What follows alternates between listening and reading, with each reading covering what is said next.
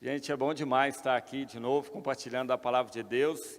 E para nós, eu falo assim, para mim em particular, é sempre um desafio, né? Assumir o púlpito. Para mim sempre é como se fosse a primeira vez. É muito sério, porque se Deus não agir, ai de nós, né? Mas eu creio no que a gente acabou de cantar, a gente crê num Deus que Ele enxuga as lágrimas e restaura os corações. E Ele é a resposta. Ele é a resposta para José, como nós contamos de manhã. Ele que escreveu a história de José.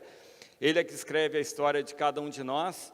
E a minha expectativa no final dessa mensagem é que você também encontre em Jesus a resposta. Não é nem no pastor Marcílio, nem na Igreja Batista em Mata da Praia, ou qualquer outra religião, ou uma seita qualquer, ou qualquer outra crença.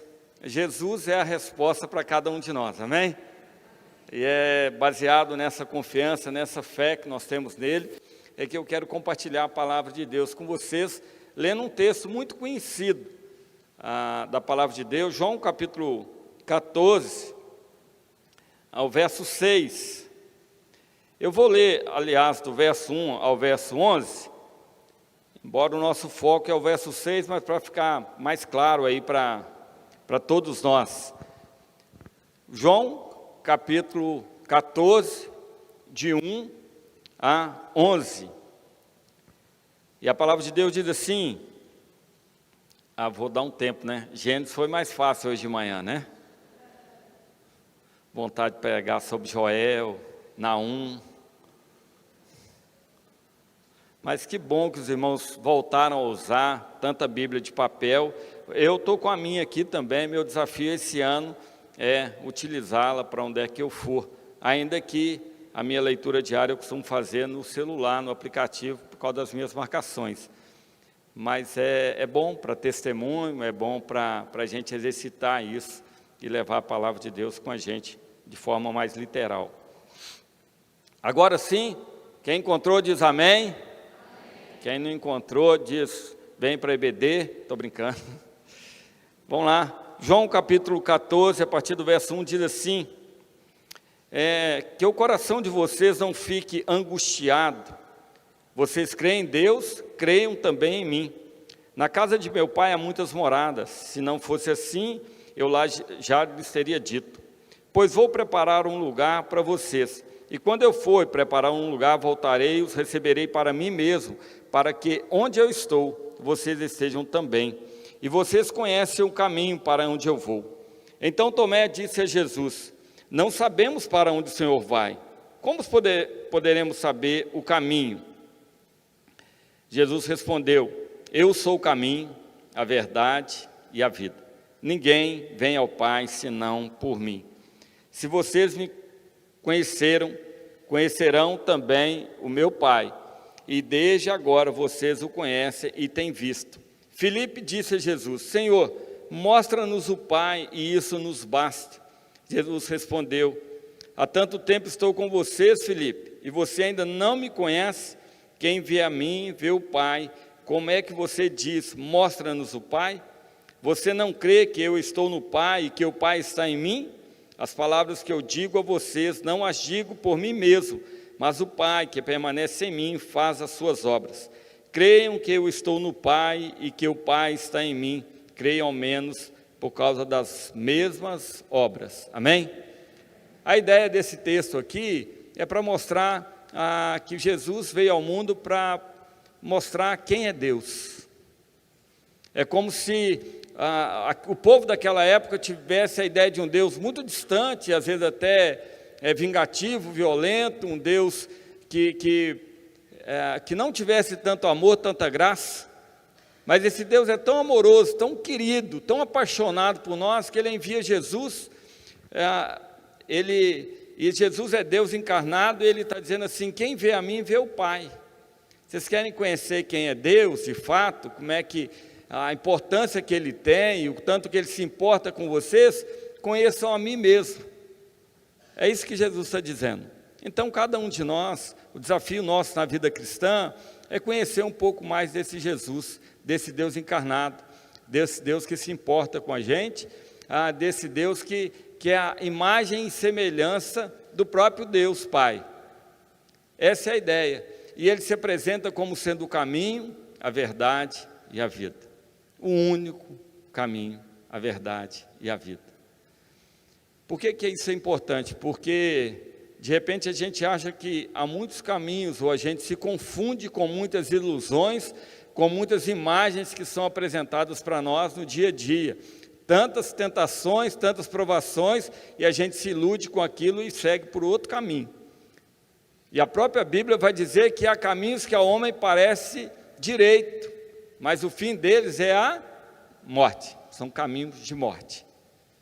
Então a gente precisa preocupar com o caminho, com a verdade e com a vida. E o título do sermão de hoje, é só eu para inventar esse negócio, o canto da sereia. Quase que eu sequestrei uma sereia da minha filha para trazer. Eu falei, vai dar mais polêmico, vai chamar mais atenção do que a mensagem. Que ela tem uma sereia, cada sereia é mais bonita que a outra, de verdade. A ideia do canto da sereia, não sei quantos conhecem o mito, mas a ideia os marinheiros, eles passavam muito tempo no mar, e muito longe das famílias, muito longe de casa, e não tinha um smartphone, não tinha sinal, não tinha nada. E a carência era alta demais. E o mito surge que eles ouviam como se fossem cantos de mulheres, mas a ideia o que acontecia era os ventos que batiam nas pedras escarpadas e dava aquele som bonito, gostoso, suave, e aqueles homens estavam tão carentes que eles entendiam que podia ser mulheres, e alguns até se jogavam ao mar e se chocavam com as pedras e acabavam morrendo. Então essa é mais ou menos a ideia, e depois a imaginação humana tomou conta de inventar mais um tanto de coisa. O canto da sereia, de Homero, nas Ilíadas, na narrativa da Odisseia, que narra, é um livro-poema, que narra as aventuras de Ulisses, príncipe ou rei da ilha de Ítaca. E depois dele vencer a lendária guerra de Troia, então eles embarcam numa jornada longa de muito tempo, louco para chegar à sua casa e abraçar a sua amada Penélope. Coisa maravilhosa, ele era apaixonado por ela. Então, aí começa a narrar a respeito dessas aventuras, essa odisseia de Ulisses. E essa história vai dizer que Ulisses sabia que eles teriam que passar por um trajeto próximo à ilha de Capri, e que lá havia sereias. E que se os marinheiros, se o capitão do navio, se ele próprio ouvisse o canto das sereias, que não era só uma música, mas era uma indicação de você ouvir aquilo que atende o desejo do seu coração. Vem para cá, vou te dar o que você precisa. Está aqui a resposta para a sua vida, para a sua alegria, para as suas frustrações. Está tudo aqui. O número da Mega Sena, está tudo aqui, essa é a ideia. Está aqui, o funcionário ideal, está tudo aqui. A princesa dos seus sonhos, está tudo aqui. Essa é a ideia. E ele falou, se eu sucumbir ali, eu não chego onde eu quero chegar. Eu quero chegar na minha casa, no meu destino, no meu objetivo de vida, no meu propósito. Eu quero chegar e alcançar os braços da minha amada. E ele teve uma ideia. Então o que ele fez? Ele pegou cera e tampou os ouvidos dos marinheiros. Mas antes de tampar, ele deu uma ordem para eles. Ele falou com eles assim, olha, vocês vão me amarrar no mastro desse barco. E mesmo se eu gritar, se eu ordenar, não me soltem até a gente atravessar esse trajeto. Não obedeçam às minhas ordens. E combinou isso tudo. E ele mesmo não colocou cera no seu ouvido, porque ele tinha uma curiosidade de ouvir o canto da sereia. E a história diz que, o poema diz que quando eles passaram por ali, então, os marinheiros estão bem de boaça, estão até jogando xadrez, dama, imaginação não tem jeito. Então, estão lá. Eu comecei a inventar, né? Eu podia ficar só na história. Eles estão indo. Vou focar aqui. Eles estão indo. E Ulisses ouve o canto da sereia. O coração dele ardendo, carente. E ele ouve delícia, assim, para a alma dele. E o poema diz, Homero vai dizer assim, que ele quase sangrava, quase desmaiava de vontade de soltar daquelas cordas. E ele gritava, mas os marinheiros não poderiam ouvi-lo, e mesmo que ouvisse ou percebesse isso, tinha uma ordem: não me solte. Porque ele queria de todo o coração, com toda a sua força, arrebentar tudo ali e soltar no mar, e atrás daquela voz, daquela sedução, daquele canto, daquela resposta para a sua alma, para o seu coração. Mas ele estava amarrado. E não tinha como. Então a história diz que então eles conseguem passar por aquele trecho sem chocar com as pedras, sem ser seduzido pelo canto das sereias.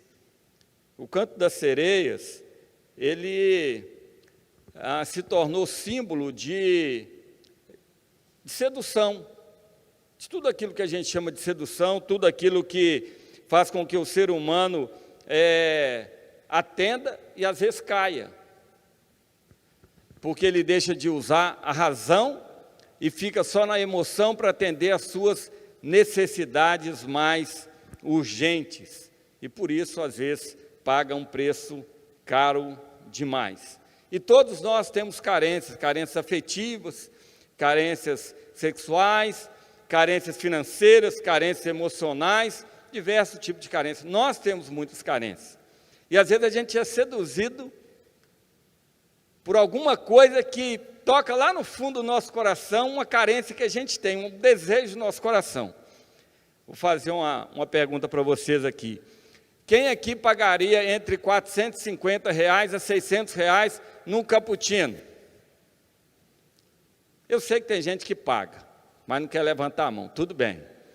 Não, passou só se for em Dubai. Eu paguei. Aí alguém vai falar assim: pastor Marcílio é bobo. Sim, sou, mas você vai ver a história que eu sou mais bobo que você pensa.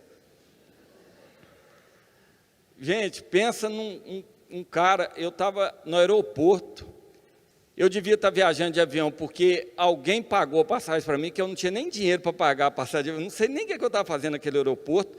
Eu vi um anúncio assim: cappuccino de graça. Eu falei: estou dentro, meu filho, aeroporto onde o pão de queijo é 30 conto, claro que eu estou lá. Fui atrás do café. Fiuza, pensa, eu sou muito apaixonado com café. Sabe aquele cantinho da sereia, assim, o canto, eu estou indo. Enquanto eu tomo café, me oferece assinatura de umas revistas. A revista chamava Época, na época, lá, 1612, e vinha mais outras 2 revistas e uma mochila. E a pessoa que me atendeu falou comigo muitas vezes o valor, que era X por semana, e eu só entendia X por mês. Eu falei: essa mixaria, isso aí está de graça. Claro que eu vou, uma mochila boa dessa, para notebook e tudo, claro. Mais o café, mais as revistas. Peguei e assinei. Quando veio a primeira fatura, eu falei: Marcílio, que lerdeza, mas você é uma anta. Gente, eu discuti comigo 1 mês mais ou menos, fiquei 10 meses pagando esse negócio. Resumindo a história, valeu a pena, uma mochila que eu nem precisava, ficou com meu filho, não sei nem se o Felipe está aí, usou a mochila aí, ela se pagou, né, Felipe? A mochila se pagou. Mas qual que é a moral da história? É que assim, eu podia ter desistido daquilo, mas a vontade de tomar café era tão grande, que as outras coisas eram só um detalhe. Então, de repente, a gente é iludido por causa das carências do nosso coração. Eu estou falando de um café e tal, é um negócio que aconteceu comigo, mas tem coisa muito séria. A gente é iludido e a gente se vende por isso, porque, de repente, a gente tem algumas miragens. E qual que é o problema da miragem? Que é aquilo que a pessoa, quando está no deserto, vê a água em determinado lugar onde só tem areia. Os piratas, os marinheiros só viam mulheres lindas e tudo mais, onde só tinha pedra, água e vento. O problema é da gente começar a enxergar em pessoas, locais e situações, aquilo que a gente gostaria que fosse, mas não aquilo que realmente é. E a gente tem miragem em relação a um tanto de coisa. E tem gente que escolhe alguém para namorar, e está todo mundo falando, você vai namorar esse cara, você vai namorar essa menina, olha onde você está entrando, mas a pessoa parece que está ouvindo o canto da sereia e está visualizando uma coisa que mais ninguém viu. Está vendo beleza onde todo mundo está vendo pedra, está vendo cobra, está vendo uma jararaca, está vendo um adúltero, um mentiroso, um ladrão. Todo mundo está falando isso com a pessoa, mas a pessoa está iludida, porque a carência do seu coração é tão grande e não enxerga, e entra num jugo que quebra com ela, porque de repente solta naquele lugar, e quando ela se toca, não tem a beleza que ela achou que tinha. Como a gente já testemunhou, não entra nessa, esse cara bate na mãe. Não, mas não vai bater em mim. Foi só questão de meses. Foi só questão de meses. Todo mundo vê, não entra nessa sociedade, não participa disso, não vai nesse show, não vai nesse lugar, é assim, é assado. A gente dá 1000 conselhos, orienta e tenta mostrar a verdade, mas quem quer saber da verdade? Quem quer saber do caminho? Quem quer saber da vida? Quando o coração está iludido, está cheio de carências, e o nosso ouvido só ouve o canto da sereia. Porque vai atender um desejo imediato do nosso coração. Vai nos satisfazer por aquele momento, e de repente, a gente vai ser conduzido às pedras, às rochas, e aí não tem mais verdade, não tem mais caminho e não tem mais vida. Porque às vezes a gente não coloca cera no nosso ouvido, de vez em quando deveria colocar, para poder ouvir melhor, para poder não ouvir, né? No meu caso eu tenho que tirar para poder ouvir melhor. Mas a gente deveria fazer isso. Vamos tentar aprender com Ulisses aqui e aplicar segundo a palavra de Deus. O que ele faz? Ele faz assim, olha, nós vamos passar por um lugar difícil. E eu não sou um semideus, eu não sou Deus, eu não sou um herói da Marvel, eu não sou um super-homem. Eu sou um homem que tem carências, que tem desejos, que tem fragilidades, que eu sou um pecador, e eu não dou conta de vencer todas as coisas. Então, me ajuda nisso aqui, me amarra. Me amarra, porque senão dependendo da situação, eu vou me soltar e vou dar de cara com as pedras.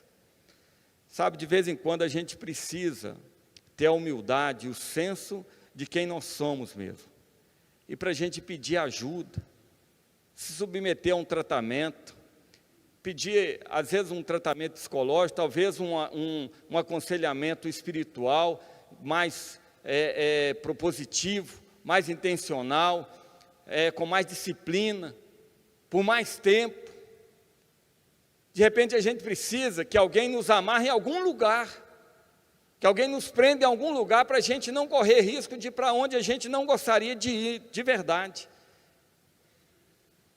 por causa da nossa carência.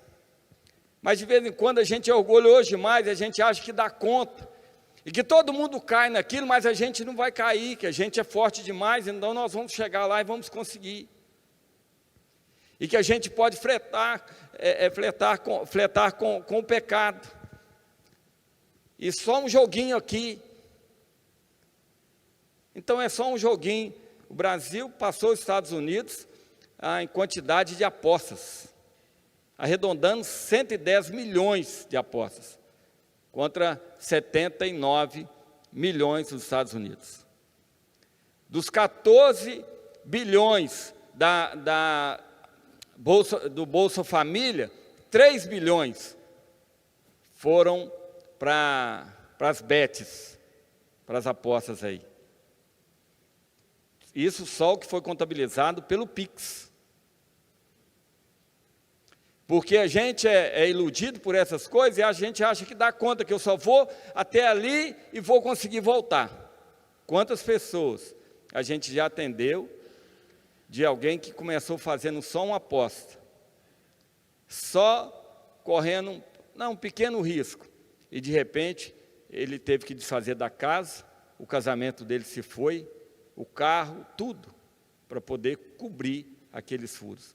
Porque a gente quis atender o canto da sereia e atender o desejo do nosso coração imediato. Alguém que tem medo de ficar solteiro e se envolve em qualquer relacionamento, porque acha que é ali que vai satisfazer os seus desejos.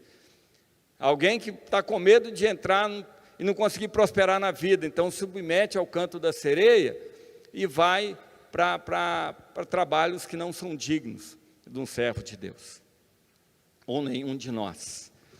Então, a gente aprende com Ulisses que a gente devia, de vez em quando, se tocar que nós não somos deuses, nem super-homens, e a gente precisa de ajuda. Gente, é muito bom quando alguém amarra a gente, né? Quando a gente é casado, ou de vez em quando a gente é amarrado. Isso é legal, né? Quando você tem uma esposa que fala assim, não compre isso não, isso é bom, senão vai mais R$500 no cappuccino, é ou não é?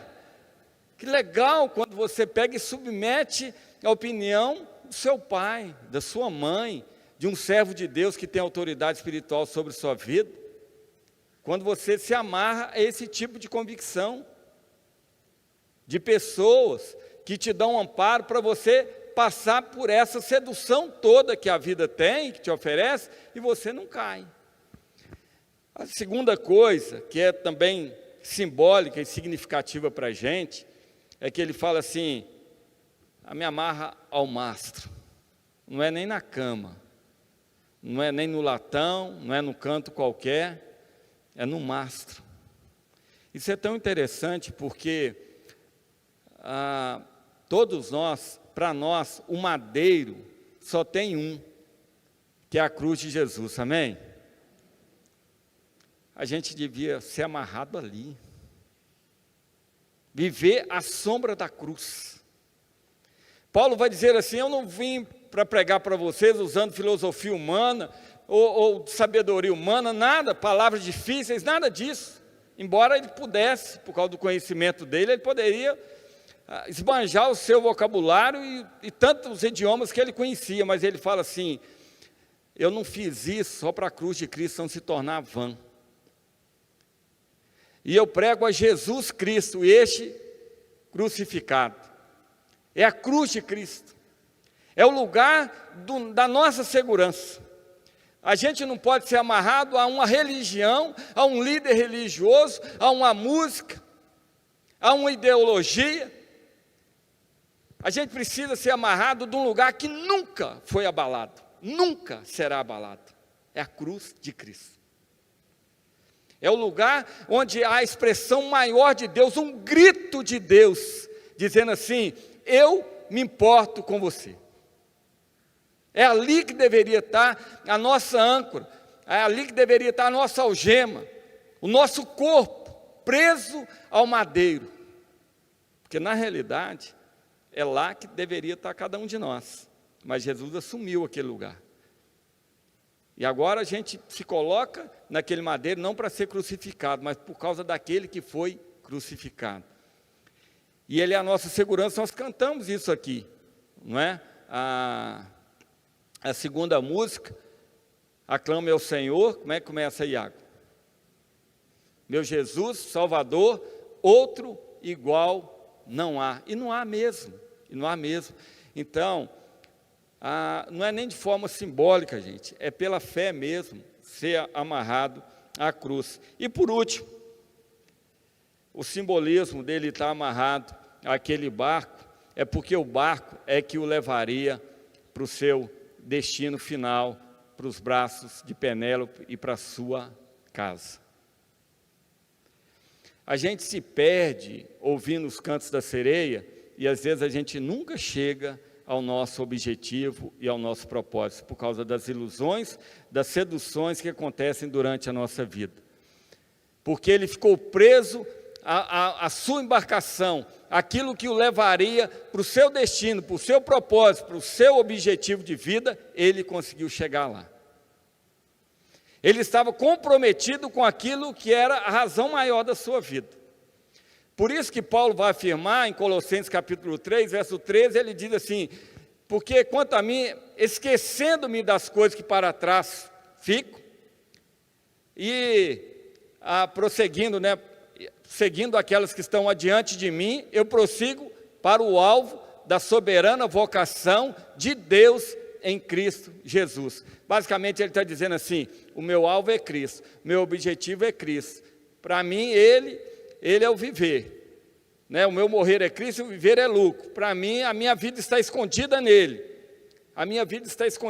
tudo para mim é Ele, o meu objetivo é chegar lá. Ele vai dizer ainda em Filipenses 3, que todas as coisas ele considerou como esterco, como nada, só para chegar no seu destino, só chegar no seu objetivo de vida. Por que eu estou falando isso? Porque esse tempo todo, quase 30 anos trabalhando com jovens e adolescentes, dói o nosso coração, como pastor e como pai. E quando a gente vê jovens e percebe os pais iludidos pelos cantos da sereia, para atender um desejo tão imediato do coração, perde a vida eterna. Sabe, Jesus chorou quando Lázaro morreu, mas teve um outro episódio que fez Jesus chorar. Ele chega diante de Jerusalém e chora sobre aquela cidade. E ele vai dizer assim: Jerusalém, mata da praia. Ai, BMP, cada um de vocês, se vocês soubessem a quem a sua paz pertence. Eu teria juntado vocês como a galinha ajunta os seus filhotes, eu teria acolhido cada um de vocês. Só que de repente a gente não sabe a quem a nossa paz pertence.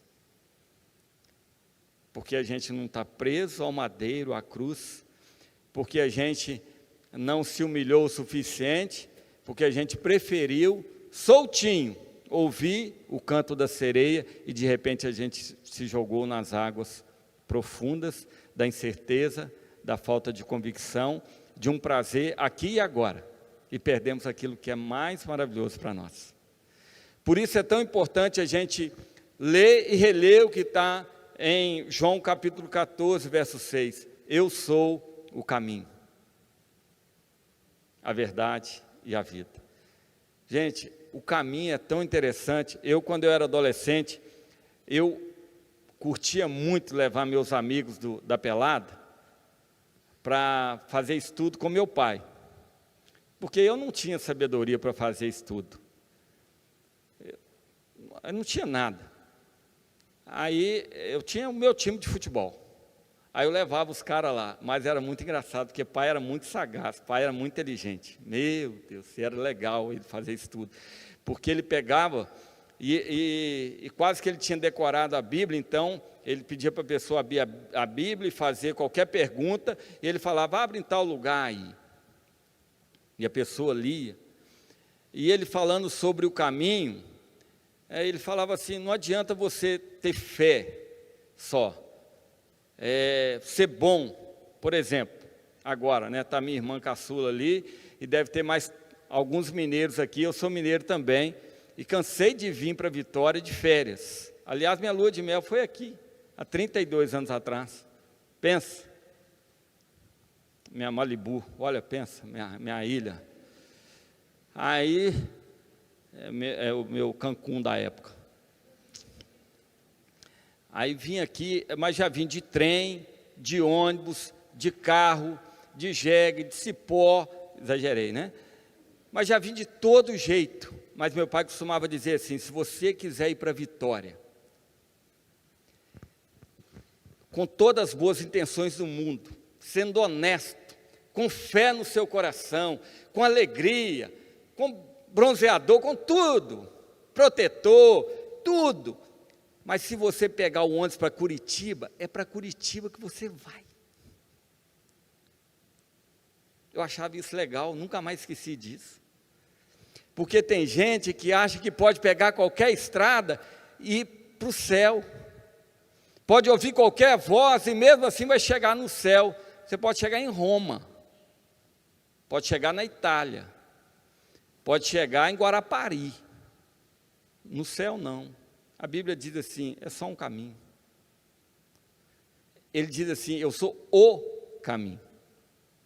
Muito definido. Você pode estar bem intencionado, mas feliz da vida. Mas você precisa estar no caminho, pegar o caminho que é Jesus. E Ele é a verdade, Ele não é miragem. Ele não é engano. Ele não é fantasia. Ele não é ilusão. Ele não é sedução. Ele é verdade. Ele é concreto. O que Ele fala, cumpre. Ele é Deus de promessa. Ele é Deus que se importa, é Deus que honra. Ele veio para morrer e morreu, não fingiu. Ele veio para sofrer e sofreu, não fingiu, não maquiou. Ele é Deus de verdade, é Deus que cumpre a palavra. Ele mesmo vai dizer, ele não é como um homem que mente. A palavra dele vai dizer isso. Ele é Deus de verdade. E por fim, Ele é vida. Ele é vida. Como eu estava dizendo, o maior lamento nosso como pastor é que por mais que a gente oriente, muita gente ainda opta em ouvir o canto da sereia. E muitas vezes vão para a morte. Quando a proposta de Deus é assim, vem para o caminho, vem para a verdade, vem para a vida.